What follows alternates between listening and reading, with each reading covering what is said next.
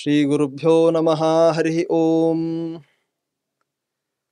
आपादमौलिपर्यन्तं गुरूणामाकृतिं स्मरेत् तेन विघ्नाः प्रणश्यन्ति सिद्ध्यन्ति च मनोरथाः। श्री गुरुभ्यो नमः। हरि ओम। गेल्या भागामध्ये वायुदेवाची महिमा आपण समजून घेण्याचा प्रयत्न केलेला आहे। वायुदेव एखाद्या मातेसारखे आपल्या सर्वांचं रक्षण करत असतात। वायुदेवाचा उपकार काय आहे हे जर आपल्याला समजून घ्यायचं असेल तर त्याच्यासाठी एक छोटंसं उदाहरण म्हणून आपण बघायचं म्हटलं तर एखादा छोटासा मुलगा, तो मुलगा काय करतो, बाहेर चिखलामध्ये खेळायला म्हणून जातो। खेळल्यानंतर ते जे खेळ आहे करून वापस घरी येत असताना येतांमध्ये त्याच्या अंगावर सगळीकडे चिखल लागते। आईने त्याला अगोदरच सांगितलं होतं की बेटा जाऊन जर तू बाहेर खेळलास तर अंगाला सगळीकडे चिखल लागतंय, अंग घाण होतंय, मग बाबा तुला जवळ घेणार नाहीत म्हणून सांगितलं होतं। तरी सुद्धा त्यांनी ऐकलं नाही, बाहेर गेला, खेळला, अंगावर सगळीकडे धूळ लागली आहे, चिखल लागलेला आहे। अशा परिस्थितीमध्ये ज्या वेळेस बाबाकडे जाण्यासाठी तो मुलगा जातो तर बाबा त्याला म्हणतात किती घाण आहे तुझं अंग, माझ्या जवळ येऊ नकोस, अशा प्रकारे त्याला रागावून दूर करतात। त्यावेळेस त्या मुलाला वाईट वाटतंय आणि वाईट वाटल्यामुळे तो व्यक्ती जाऊन मातेला सांगतो, आई मला बाबा जवळ घेत नाहीयेत, मी काय करू म्हणल्यानंतर त्यावेळेस आई काय करते, त्याला छान असं स्नान घालून स्वच्छ करून चांगले कपडे घालून त्याच्या गळ्यामध्ये एक हार लावून त्याला एक तिलक लावून नामधारण करायला लावून वडिलांकडे पाठवलं तर वडील त्याच्यावर अत्यंत प्रेमाने त्याला जवळ घेतात। ये रे सोन्या, किती छान आहेस तू म्हणून जवळ घेतात। ज्या प्रकारे माता एखाद्या मुलाला स्वच्छ करते आणि स्वच्छ करून झाल्यानंतर त्याला पाठवते वडिलांकडे, त्या प्रकारे वायुदेव सुद्धा आपण सर्वांना स्वच्छ करतात। भगवंत आपल्याला कशासाठी जवळ घेत नसतो म्हणजे त्याचं कारण एकच आहे, भगवंताच्या विषयी आपल्याला योग्य असलेली समज नाहीये, भगवंताच्या विषयी आपल्याला गैरसमज आहे, आपल्याविषयीच कधी आपण स्वतःला समजून घेतलेलं नाहीये म्हणल्यानंतर भगवंताच्या विषयीची गोष्ट दूरची आहे। त्याच्यासाठी भगवंताला योग्य रीतीने समजून घेणं फार आवश्यक आहे। अशा रीतीने भगवंताला समजून घेतल्यावर तो भगवंत अनुग्रह करून आपल्याला जवळ घेतो, प्रसन्न होतो आपल्यावरती। परंतु प्रसन्न होण्यासाठी जे भगवंताला समजून घेणं आहे ते समजून घेण्याचं काम मात्र गुरूंचं आहे। तशा प्रकारच्या गुरूंच्या स्थानावर उभं राहून योग्य रीतीने आपल्याला मार्गदर्शन करून आपल्या उद्धारासाठी म्हणून अवतार केलेले एक महान व्यक्ती म्हणजे श्रीमन मध्वाचार्य होते। आता मध्वाचार्य त्यांनी अवतार घेतलं, अवतार घ्यायच्या पूर्वी काय परिस्थिती होती, कशामुळे त्यांना अवतार घ्यावं लागलं, हे सगळे गोष्टी पण आपण समजून घेणं फार आवश्यक आहे। अद्भुत असलेली महिमा आहे त्या वायुदेवाची। वायुदेवाच्या बद्दल आपण समजून घेताना एक श्लोक आपण ऐकत असतो, ते म्हणजे प्रथमो हनुमान नाम द्वितीयो भीम एव च पूर्णप्रज्ञस्तृतीयस्तु भगवत कार्य साधकः। पहिलं म्हणजे हनुमंत अशा प्रकारे अवतार झालेला आहे भगवंताचं, त्या वायुदेवाचं। त्या वायुदेवानी त्या हनुमंताच्या रूपामध्ये अवतार घेऊन रामदेवाची सेवा केली। त्यानंतर भीमसेनाच्या रूपामध्ये त्याच वायुदेवानी अवतार घेऊन पुन्हा एकदा श्रीकृष्ण परमात्म्याच्या चरणाची सेवा केली। भगवंत भूभार हरण करण्यासाठी जशा प्रकारे स्वयं अपेक्षित आहे, त्याची गरज आहे आपल्याला, तशाच प्रकारे वायुदेवाची सुद्धा फार गरज आहे. कशासाठी म्हणजे त्याच्यासाठी म्हणतात भूभार हरणे विष्णू प्रधानांगम ही मारुती. भूभार हरण करण्याकरिता प्रधान असलेला ह्या एका अंग भगवंताच्या ह्या कार्यामध्ये, भूभार हरण रूपी असलेल्या कार्यामध्ये जर समजा एखादा योग्य असलेला प्रधान असलेला अंग कोणी जर असेल तर ते व्यक्ती म्हणजे मारुती ही वायुदेव आहेत, वायुदेवाचे अवतार आहेत. ह्या वायुदेवाच्या बद्दल आपण काल काही गोष्टी समजून घेतल्या. आपल्यामध्ये कली इत्यादी दैत्यांच्या प्रभावाने, काळाच्या कारणाने अनेक प्रकारचे दोष येत असतात. तर ह्या दोषाचा परिहार जर समजा आपल्याला करायचा असेल तर त्याच्यासाठी वायुदेवाची उपासना करणं फार आवश्यक आहे. त्याच्यासाठी वायुदेवाच्या बद्दल सांगताना एक गोष्ट सांगतात श्री राघवेंद्र स्वामी, पाप अविद्ध दैत्य पूगाविद्ध. दैत्य लोक आपल्या मनामध्ये प्रेरणा करून आपल्या सर्वांना दुर्मार्गावर जाण्यासारखं करत असतात. आपली तर एक श्लोक आहे, नमोस्तु तात्विका देवाः विष्णुभक्ती परायणाः धर्ममार्गे प्रेरयन्तु भवन्तः सर्व एव हि. अशा प्रकारे एक श्लोक आहे. हे काय सांगतंय म्हणजे तत्वाभिमानी देवता म्हणून देवता असतात. तत्वाभिमानी म्हणजे ते सर्वत्र आहेत, आपल्या शरीरामध्ये आहेत, आपल्या बुद्धीमध्ये आहेत, आपल्या मनामध्ये आहेत, आपल्या इंद्रियांमध्ये आहेत. ते सगळे देवता तात्विक देवता अशा प्रकारे म्हणतात. ते काय करतात म्हणजे आपल्याला आपल्या आपल्या कर्माच्या अनुसारेनं चांगल्या वाईट असलेल्या कामांमध्ये प्रेरित करत असतात. प्रेरणा देऊन त्या अनुसारेनं पाप पुण्य करायला लावून पापपुण्याचा भोग आपल्याद्वारे करायला लावतात. तर जशा प्रकारे हे तत्वाभिमानी देवता म्हणून आहेत, त्याच प्रकारे तत्वाभिमानी दैत्य म्हणून पण आहेत. हे दैत्य लोक आपल्या हाती अनेक प्रकारचे दुष्कृत्य करायला लावतात आणि भगवंतापासून दूर आपल्याला करत जात असतात. तर त्याच्यासाठी अशा दैत्यांचा प्रभाव, अशा दैत्यांची आपल्यावर प्रेरणा व्हायला नको, आपण दुर्मार्गावर जायचं नसेल तर त्याच्यासाठी वायुदेवाची उपासना करणं, त्यांची पूजा करणं, त्यांची सेवा करणं फार आवश्यक आहे. त्यासाठी वायुदेवाच्या बद्दल सांगितलं पाप अविद्ध दैत्य पूगाविद्ध. पाप अविद्ध म्हणजे आता एखादा माणूस दुष्ट कार्य कशासाठी करत असतो, पाप कर्म कशासाठी करत असतो, कशासाठी करतो म्हणजे त्याच्यामध्ये पाप आहेत, पापांचा वेध त्या व्यक्तीवर होत असतो. परंतु वायुदेवाची उपासना करणारा जो व्यक्ती आहे त्याच्यावर कधी पण पापाचा वेध सर्वथा होत नसतो. वायुदेवाचा अनुग्रह आपण संपादन केलं तर कधी पण आपल्या हाती पाप घडत नसतात.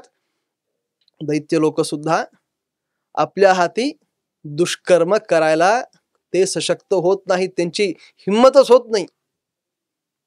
किती महान यती लोक आपण बघत असतो, ज्ञानी लोक बघतो, आपले स्वामी बघतो, त्यांच्या पूर्वीचे आपल्या पिढीतले कितीतरी महान असलेले स्वामींच्या बद्दल आपण चरित्र ऐकतो. काय सांगितलं जाते त्याच्यामध्ये, त्यांच्यामध्ये एक तरी अशा प्रकारचा दोष कधी दिसून येते आपल्यामध्ये?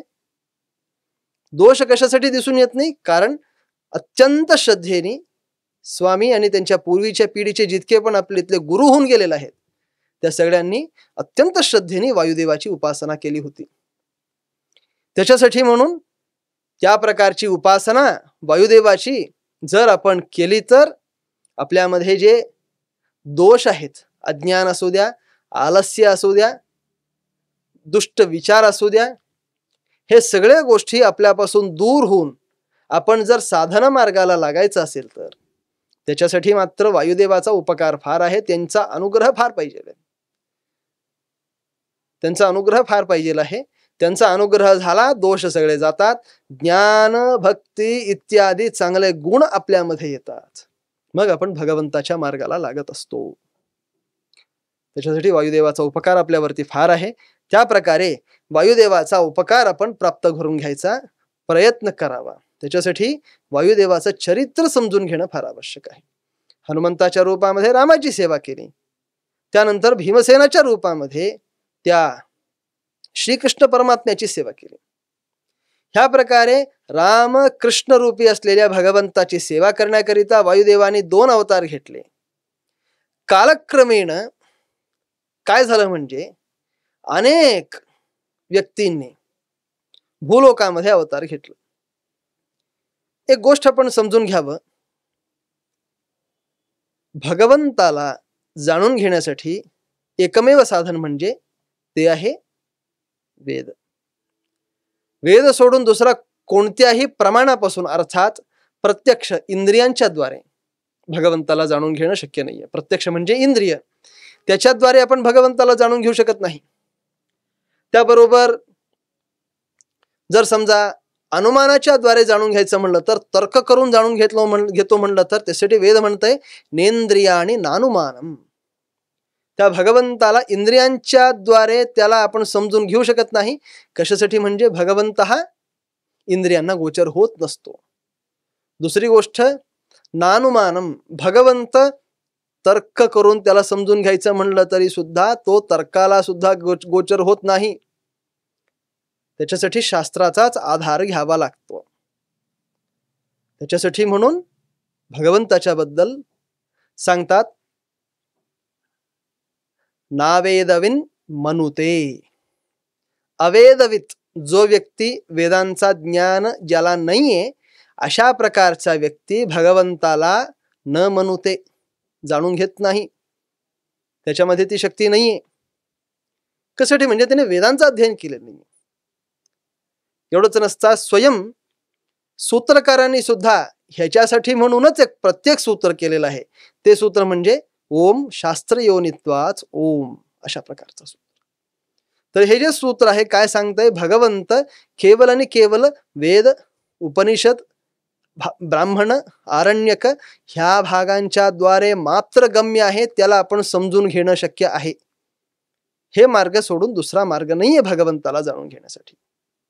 तर त्या भगवंताच्या अनुग्रहाच्या प्राप्तीसाठी भगवंताला जाणून घेणं आवश्यक आहे. भगवंताला जाणून घ्यायचं असेल तर त्याच्यासाठी वैदिक असलेल्या वेदांच्या अर्थाचं ज्ञान करून घेतलं तर आपल्याला भगवंत समजून येतो, नाही तर नाही. परंतु काय होतंय म्हणजे हे जे वेद आहेत ह्या वेदांपासून आपण भगवंताला जाणून घ्यायचं म्हणलं तर वेदांपासून सरळपणे जाणणं शक्य नाही. वेद सुद्धा काही काही वेळेस अशा प्रकारचे शब्द वापरतात ना की त्या शब्दांच्या मागे कधी कधी तर आपल्याला भगवंताचं ज्ञान सुद्धा होत नाही. कन्फ्यूज होऊन जाते मनुष्य. किती विचित्र प्रकारचे शब्द त्या वेदामध्ये वापरले जात असतात. म्हणजे त्यासाठी एक उदाहरणार्थ एक छोटीशी गोष्ट.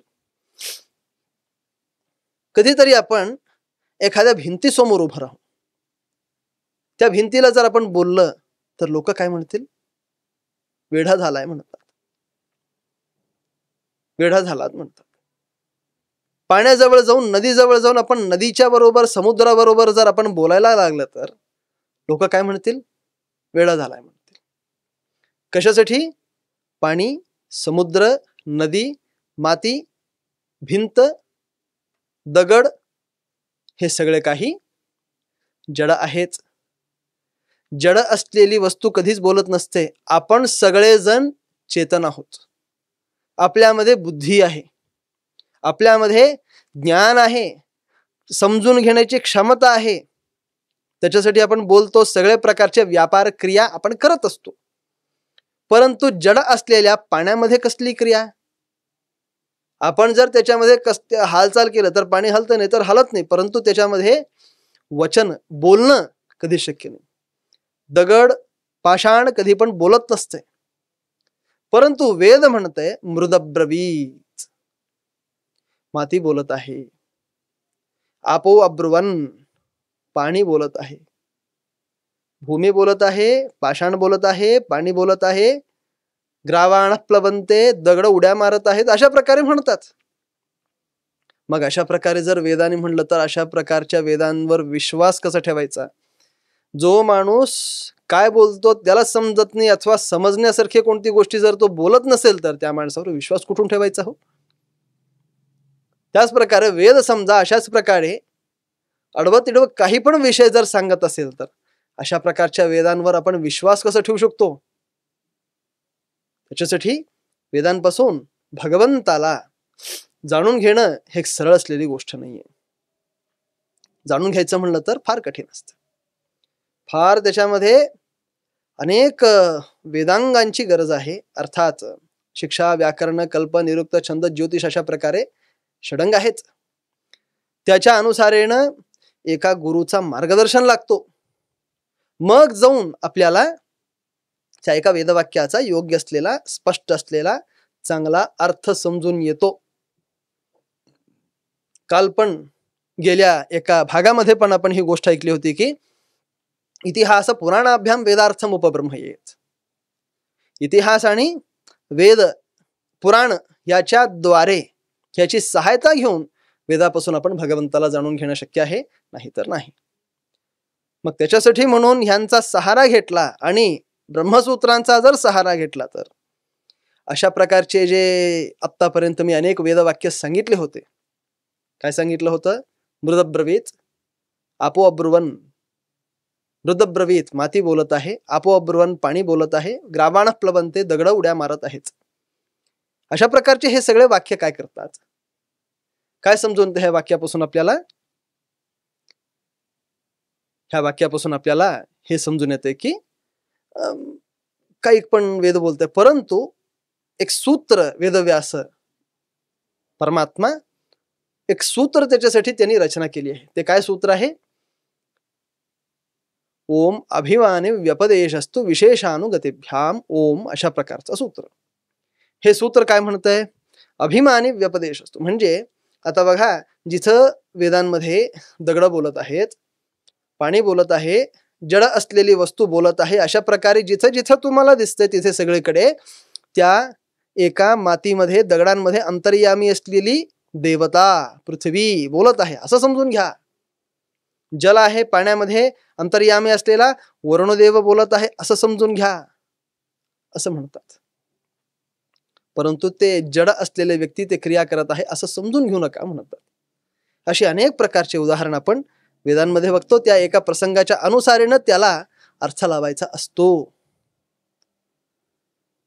आणि अनेक पूर्वीचे अनेक अशा प्रकारचे महान व्यक्ती होऊन गेलेले आहेत, ज्यांनी भगवंताच्या बद्दल समजवण्यासाठी म्हणून, भगवंताच्या बद्दल आपल्याला ज्ञान देण्यासाठी म्हणून वेदांचं व्याख्यान केलं. ब्रह्मसूत्रांवर सुद्धा त्यांनी व्याख्यान केलेलं आहे. परंतु झालं काय, अनेककडे सक्षमपणे योग्य रीतीने भगवंताची समज आपल्याला येऊ शकली नाही, अशी आपली स्थिती झाली आहे. आता जे आपल्याला उपयोगी आहे अशा प्रकारचे वाक्य मात्र मी स्वीकारणार आणि इतर कोणत्या गोष्टी जर स्वीकारणार नाही तर फार समस्या होऊन जाते ना. त्याच्यासाठी एक छोटंसं उदाहरण देतो. आपली तर कशा रीतीने तत्वज्ञानाच्या क्षेत्रामध्ये वेदांमध्ये अनेक वेदांच्या विषयी गैरसमज झालेला आहे, कसं झालेलं आहे याच्याबद्दल एक छोटंसं उदाहरण. आता काय झालं म्हणजे, मी समजा एका माईकवर एका व्यक्तीबद्दल चांगलं बोलत आहे. चांगलं बोलत असताना झालं काय, एकदमच मी त्या चांगल्या व्यक्तीचं नाव घेतो. नाव घेतल्यानंतर मी बोलायला लागतो, त्यांची प्रशंसा करायला लागतो. परंतु झालं काय म्हणजे, मी त्यांचं नाव घेतल्यावर माईक ऑफ झाला, मला कळलंही नाही. एखादा स्पीकर ऑफ झाला, तिथे माझा आवाज गेलाच नाही. समोरच्या व्यक्तींना मी काय बोलत होतो कळलं, मागे जे व्यक्ती बसलेले होते त्यांना ती गोष्ट कळली नाही. न कळल्यामुळं ते लोक काय करतात, फक्त मी नाव घेतलेलं मात्र त्यांना कळलं, त्याच्या पुढे मी काय बोललो ते त्यांना कळलं नाही. मग झालं काय, थोड्या वेळानंतर परत एकदा ती लाईन लागली, लाईन कनेक्ट झाली आणि स्पीकरमध्ये आवाज आला. परंतु त्यावेळेस काय होत होतं, त्यावेळेस काय झालं, ते जे स्पीकर ऑन झाला तर त्यावेळेस मी दुसऱ्या एका दुष्ट व्यक्तीची निंदा करत होतो. ज्यावेळेस माईक चालू होता त्यावेळेस चांगल्या व्यक्तीचं नाव घेतला, परंतु त्यांचा चांगलेपणा सांगायच्या आधीच ते एक माईक जे आहे ऑफ होऊन गेलं. ते स्पीकर डिस्कनेक्ट झालं, तिथून माझा आवाजच आला नाही, फक्त व्यक्तीचं नाव घेतलं. आणि त्यानंतर अजून एका दुष्ट व्यक्तीचं नाव घेऊन त्याची मी निंदा करायला लागलो. आणि निंदा करायच्या वेळेस ज्यावेळेस दुष्ट व्यक्तीचं नाव घेतलं त्यावेळेस कनेक्शन नव्हतं. दुष्ट असलेल्या व्यक्तीची निंदा करत असताना एकदमच तिथे लाईन कनेक्ट झाली आणि लोकांना ते वाक्य अशा रीतीने दिसलं की ह्या अशा प्रकारचा चांगला व्यक्ती आहे, तो दुष्ट आहे, तो असा आहे तसा आहे, म्हणून मी त्याची निंदा करायला लागलो. अशा प्रकारे जगाला दिसून आलं. सगळ्यांनी त्याला तशाच प्रकारे स्वीकारलं आणि माझ्याबद्दल त्यांना काय वाटलं की हे व्यक्ती चांगल्या व्यक्तीची निंदा करत आहे असं सगळ्या लोकांना दिसून आलं. परंतु जे पुढे बसलेले होते त्या लोकांना ही गोष्ट माहित आहे की मी काय बोललो काय सोडलं. मागच्या व्यक्तींना काही दिसत नाही, ऐकू आलं नाही, समजू आलं नाही, त्यांनी समजून घ्यायला झालं नाही. मग अशा वेळेस समस्या कुणाला? त्या प्रकारचा अनर्थ आपल्यामध्ये वेदांमध्ये झालेला आहे. वेदामध्ये अनेक प्रकारचे वाक्य आहेत. त्या वाक्यांपैकी काही वाक्यांना मात्र स्वीकारून इतर सगळे वाक्य जे आहेत ते अप्रयोजक आहेत अशा प्रकारे अनेक सिद्धांताची स्थापना करणारे व्यक्ती होऊन गेले. त्याच्यामध्ये एक छोटंसं उदाहरण जर आपण घ्यायचं म्हणलं तर अहम ब्रह्म अस्मी अशा प्रकारचं एक वाक्य आहे. या वाक्याच्या बद्दल आपण समजून घ्यायचं म्हणलं तर हे वाक्य काय म्हणतंय? अहम वर बघायला, समोर जर बघायला गेलं तर हे वेदवाक्य आपल्याला कसल्या प्रकारचा अर्थ सांगतंय? अहम ब्रह्म अस्मी अशा प्रकारे म्हणतात. म्हणजे मी भगवंत आहे, मी ब्रह्म आहे अशा प्रकारे ह्या वाक्याचा आपल्याला अर्थ समजून येतो.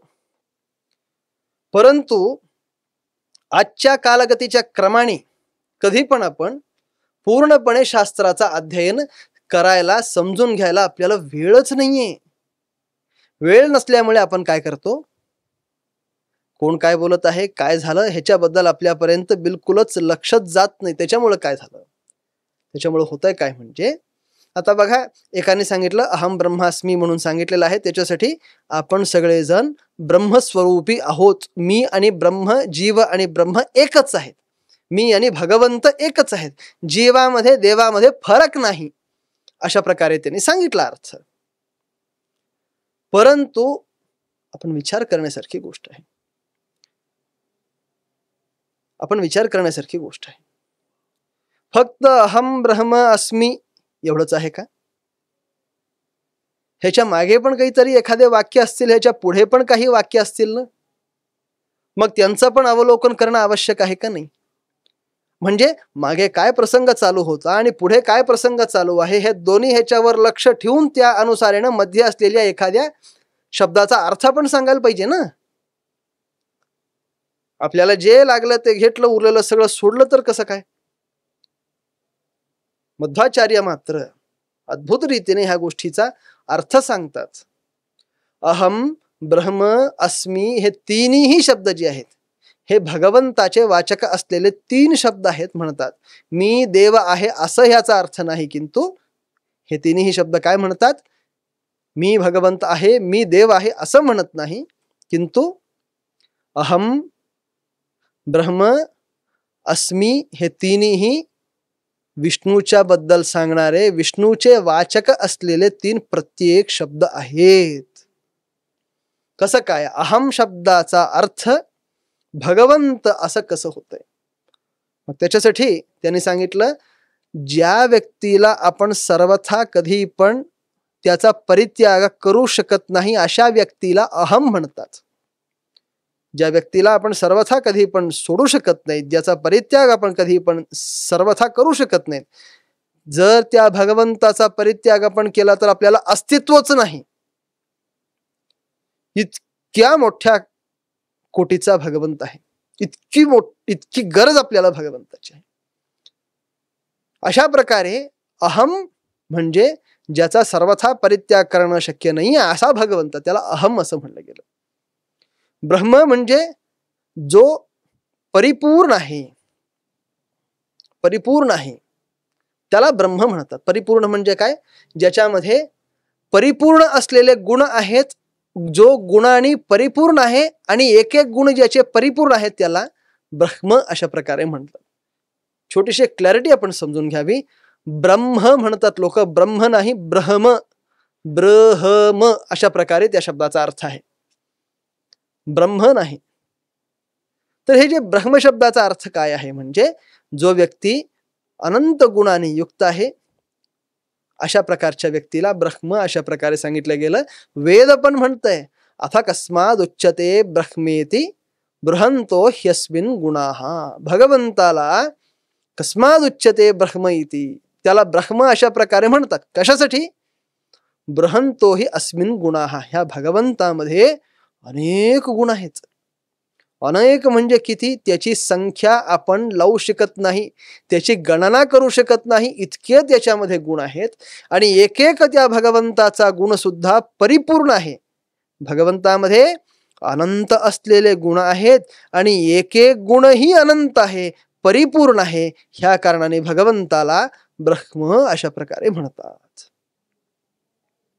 तिसरा शब्द आहे अस्मी.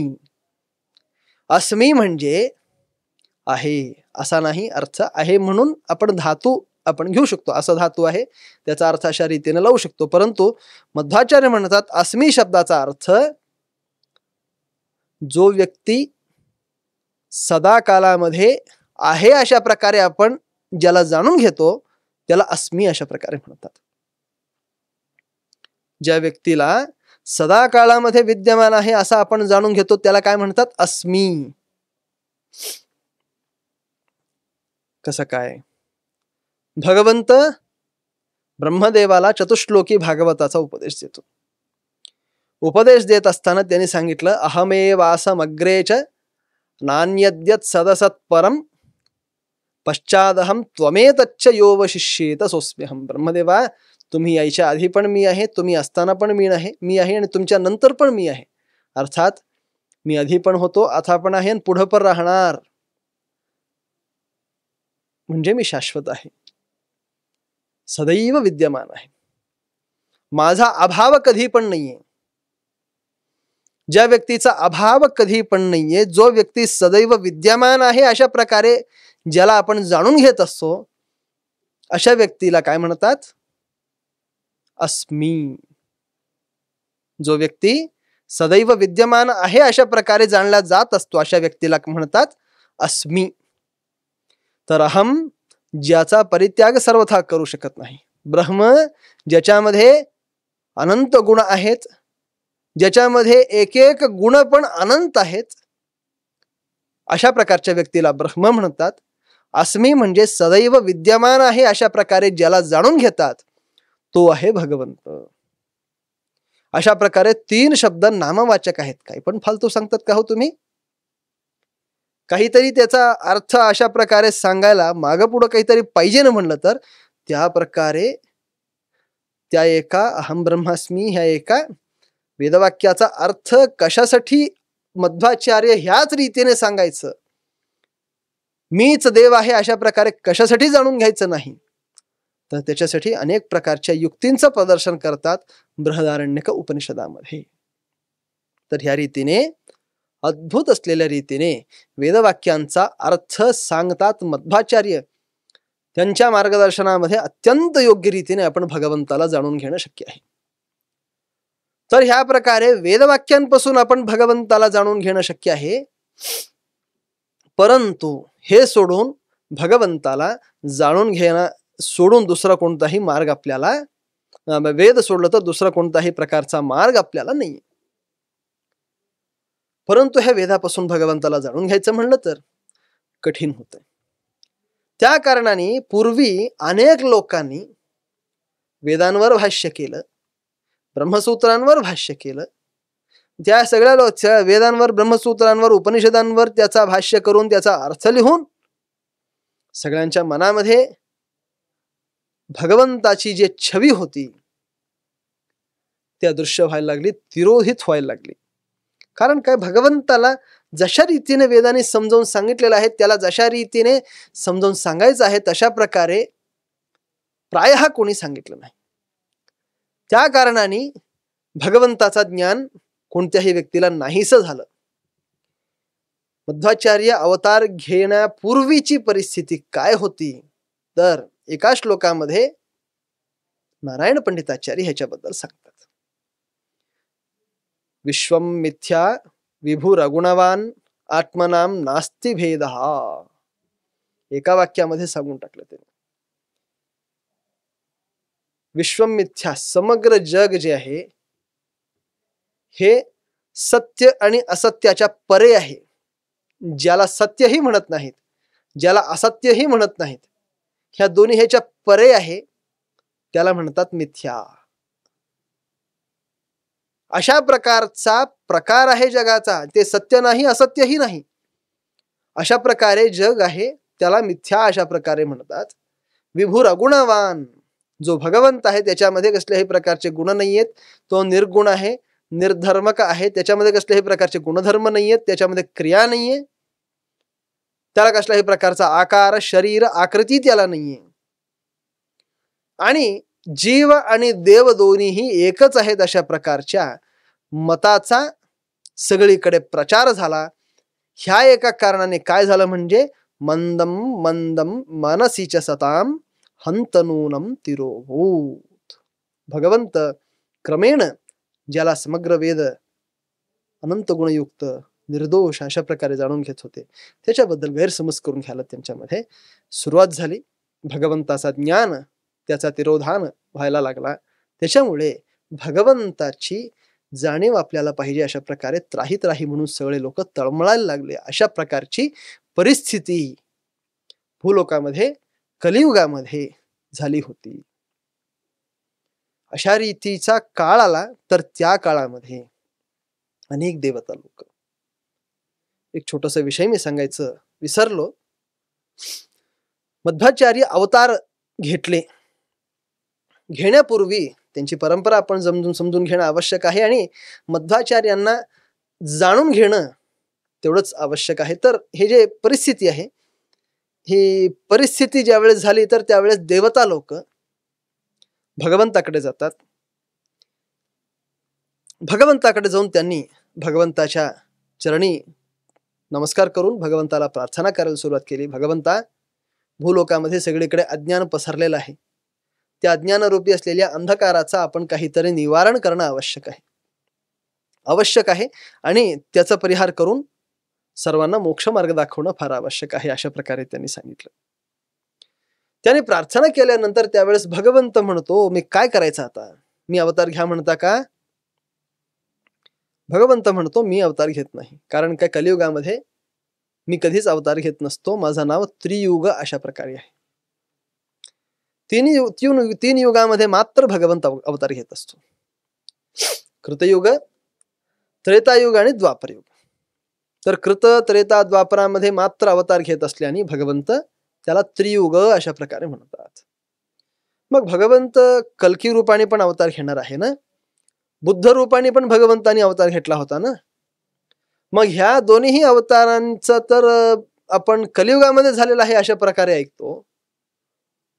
मग कलियुगामध्ये कसल्याच प्रकारचा अवतार नाहीये असं कसं म्हणता येतंय? त्याच्यासाठी म्हणून शास्त्र म्हणतंय, भगवंत 3 युगांमध्ये अवतार घेतो, परंतु कल्की आणि बुद्धावतार जे आहेत हे दोन्हीही ज्या वेळेस कलियुग संपून कृतयुग सुरू होत होतं, त्या दोन्ही युगांच्या मध्यभागी जे काळ आहे त्याला संधी काळ म्हणतात. त्या संधी काळामध्ये भगवंतानी अवतार घेतलेला आहे, कलियुगामध्ये नाही. बुद्धावतार सुद्धा द्वापरयुग संपून कलियुग सुरू होत होतं त्यावेळेस अवतार घेतलेला आहे त्याने, परंतु कलियुगाच्या मध्यभागी असा अवतार भगवंताचा सर्वथा नाही. त्या कारणाने भगवंत म्हणतो, मी तर 3 युगांमध्ये मात्र अवतार घेतो, त्रेतायुगामध्ये, कलियुगामध्ये नाही, कृत त्रेता द्वापरामध्ये मात्र मी अवतार घेत असतो, कलियुगामध्ये माझा अवतार नाही. म्हणल्यानंतर कसं काय मी अवतार घ्यायचं, भूलोकामध्ये सगळ्यांचा उद्धार करायचा? त्यासाठी माझं तर शक्य नाहीये. ब्रह्मदेवाला म्हणलं तर ब्रह्मदेवाला तर शाप आहे भृगु ऋषींचा अवतार घ्यायचा नाही म्हणून. ब्रह्मदेव कधी पण अवतार घेत नसतात, ब्रह्मदेव सन्निहित होत असतात. ब्रह्मणो नावतारोस्ति सन्निधानम तो केवलम अशा प्रकारे शास्त्र म्हणतंय. तर त्या कारणाने ब्रह्मदेवाला अवतार नाही. ब्रह्मदेव भूलोकामध्ये ज्या वेळेस देवता लोक अवतरित होतात तर त्यांच्यामध्ये सन्निहित होतात, केवळ त्यांचं सन्निधान असतं. तर ह्या प्रकारे सन्निधान असतंय, त्यासाठी ब्रह्मदेवाला तर आपण सांगू शकत नाही. इतर कोणता तर एखादा सर्वज्ञ असलेला व्यक्ती, सर्वज्ञ हे शब्द मी वापरत आहे, जागरूकतेने वापरत आहे. सर्वज्ञ म्हणून मी हे शब्द वापरून मध्वाचार्यांच्या बद्दल कशा प्रकारे ते सर्वज्ञ आहेत याच्याबद्दल बोलायचं म्हणलं तर मला फार असे उदाहरण समोर आणून ठेवून बोलावं लागतं. एक एक मध्वाचार्यांची कृती जी आहे पुराणाचं व्याख्यान असू द्या, महाभारताचं त्याचा कथा, महाभारताची जी कथा आहे त्याचं मध्वाचार्यांनी महाभारत तात्पर्य निर्णय म्हणून त्यांनी त्याचीच कथा सांगितली आहे. महाभारत तात्पर्य निर्णय असू द्या, त्याची अगाधता इतकी आहे की आज पण आपण मध्वाचार्यांनी जे गोष्टी महाभारत तात्पर्य निर्णयामध्ये सांगितलेल्या आहेत त्याच्यासाठी आपण पुराणांमध्ये हुडकून बघितलं तर कोपऱ्या कोपऱ्यामध्ये ते गोष्टी आज पण सापडत आहेत. अनेक व्याख्यानकारांनी सांगितलेलं आहे, आज पण ते गोष्टी सापडत आहेत. रिसर्च करणारे माणसं हे सगळं सांगतात. मध्वाचार्य फक्त एका शब्दामध्ये त्या गोष्टीची सूचना देऊन निघून जातात. कोणत्याही एका प्रसंगामध्ये कुठंतरी ती गोष्ट आपल्याला पुराणांमध्ये सापडते. म्हणजे विचार करा, एक पुराण नाही, केवळ एक उपनिषद म्हणून नाही, केवळ उपपुराण म्हणून नाही, किती किती ग्रंथ त्यांच्या बुद्धीमध्ये असणं आवश्यक आहे. एवढे सगळे ग्रंथ त्यांच्या बुद्धीमध्ये होते त्याच्यासाठी म्हणूनच मात्र एवढं सगळं त्यांनी त्या व्याख्यान करणं शक्य झालं. तर अशा प्रकारच्या सर्वज्ञ असलेला, ज्याच्या बुद्धीला कोणी पण मात देऊ शकत नाही, ज्याच्या बुद्धीवर कोणी पण एखादा व्यक्ती प्रति म्हणून उभं राहून हे चुकीचं आहे म्हणून सांगू शकत नाही, आणि जे त्यांनी व्याख्यान केलं, जे त्यांनी सिद्धांत सांगितला ते दगडावरची रेग म्हणल्यासारखं झालेली आहे. अशा प्रकारचं अद्भुत असलेलं सिद्धांत श्रीमन मध्वाचार्यांनी दिलेला सिद्धांत, द्वैत सिद्धांत, वैष्णव सिद्धांत, अनादि सत्संप्रदाय परंपरा प्राप्त असलेला अद्भुत असलेला सिद्धांत आहे. ह्या सिद्धांतामध्ये प्रत्येका गोष्टीची पण उत्तर आहेत, एक कारण आहे, त्याला समजून घेण्याचा एक दृष्टिकोन आहे. अनेक कडे मध्वाचार्य त्या गोष्टींच्यासाठी म्हणून समाधान सांगतात, अनेक कडे मध्वाचार्य त्याला त्या एका गोष्टीला बघण्यासाठी एक दृष्टिकोन प्रदान करतात, एक वेगळ्याच प्रकारचं मार्गदर्शन करतात की ह्या मार्गाने तुम्ही त्याला जाणून घ्या. वेदांच्या द्वारे भगवंताला समजून घेताना अनेक प्रकारच्या अशा प्रकारचे प्रसंग आल्या वेळेस मध्वाचार्य अद्भुत रीतीने त्याचं मार्गदर्शन करून आपल्याला समजावून सांगत असतात. तर या रीतीने वेदवाक्यांचा अर्थ योग्य रीतीने लिहून सर्व लोकांना समजावून सांगणं एवढंच नाही, त्यांना कन्व्हिन्स करणं, पटवून देणं मनाला, हो ह्याने सांगितलेलं योग्य आहे असं मनाला समाधानपणे त्याला स्वीकारावं असं वाटावं, अशा रीतीने सिद्धांताची रचना केलेले एखादे आचार्य म्हणून जर कोणी असतील तर ते श्रीमन मध्वाचार्य आहेत. अशा प्रकारे सर्वज्ञ असलेल्या व्यक्तीच्यासाठी बघत असताना वायुदेव सोडून दुसरं कोणीही भगवंताच्या दृष्टीला गोचर झाला नाही. तर अशा वेळेस वायुदेवाला भगवंतानी बोलवलं. वायुदेवा, भगवंताला त्यांनी नमस्कार केलं. नमस्कार केल्यानंतर भगवंतांना त्यांनी प्रार्थना केली, स्तुती केली. भगवंता, तुझी काय आज्ञा आहे सांग, मी त्याच्या अनुसाराने करायला तयार आहे म्हटल्यानंतर त्यावेळेस भगवंतांनी वायुदेवाला सांगितलं, मी अनेक लोकांना मी पूर्वी आज्ञा दिली होती. आज्ञा काय? महादेवाला मी सांगितलं होतं, बघ, त्वंच रुद्र महाबाहो मोहशास्त्रानि कारय अतथ्यानि वितथ्यानि दर्शयस्व महाभुज प्रकाशं कुरु चात्मानम अप्रकाशंच मां कुरु. पुराणातलं वचन आहे.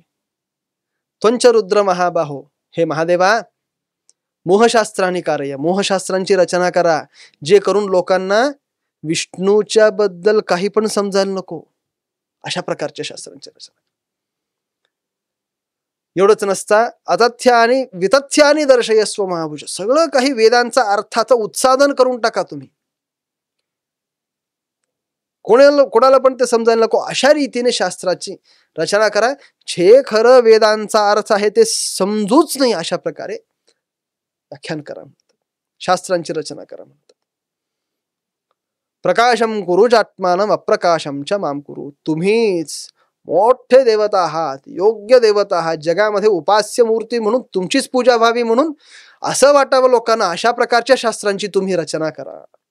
प्रकाशम कुरु चात्मानम, अप्रकाशमच माम कुरु, मी मात्र तुम्हाला तुमच्या प्रकाशामध्ये यायला नको, त्या एका ग्रंथांमध्ये माझ्याबद्दल लवलेश पण राहायला नको, अशा प्रकारच्या ग्रंथांची रचना करा म्हणल्यानंतर महादेव म्हणतात, भगवंता मी ह्या शास्त्राची रचना करतो, परंतु तुझी आज्ञा म्हणून रचना केलं तरी सुद्धा तुझी निंदा त्याच्यामध्ये असणार.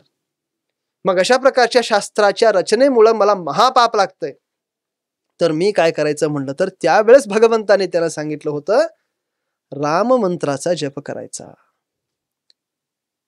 राम राम राम राम म्हणून राम मंत्राचा जप करत जा, त्याच्यापासून तुला ह्या दुष्ट शास्त्राची रचना केल्याचा पाप लागणार नाही. त्या कारणाने त्या शास्त्राची रचना त्यांनी केली. त्या शास्त्राच्या रचनेमुळे सगळीकडे अज्ञान पसरत गेलं. तर अशा प्रकारे माझ्या आज्ञेने अनेक प्रकारचे शास्त्र, बृहस्पत्य शास्त्र, बृहस्पत्याचार्यांना ते जे रजी नावाच्या राजाचे मुलं राजेय म्हणतात, त्यांच्या ते स्वर्गलोकावर त्यांचं आधिपत्य आलेलं असतं, त्याला त्यांचं अधःपतन व्हावा म्हणून, त्याच्यासाठी म्हणून बृहस्पत्याचार्यांच्या हाती भगवंतानी त्या एका नास्तिक्य शास्त्राची रचना करायला लावली, त्याला बृहस्पत्य शास्त्र म्हणतात. अशाच प्रकारे बौद्ध शास्त्र आहे, प्रभाकर, भाट्ट, नैयायिक, वैशेषिक असे अनेक प्रकारचे शास्त्र जगामध्ये निघालेले आहेत. ह्या सगळ्या शास्त्रांच्या कारणाने माझं ज्ञान सज्जन लोकांना कोणाला पण मिळत नाही, भेटत नाहीये. माझं स्वरूप काय आहे, कसं आहे त्यांना समजत नाही, अशी त्यांची परिस्थिती झाली आहे.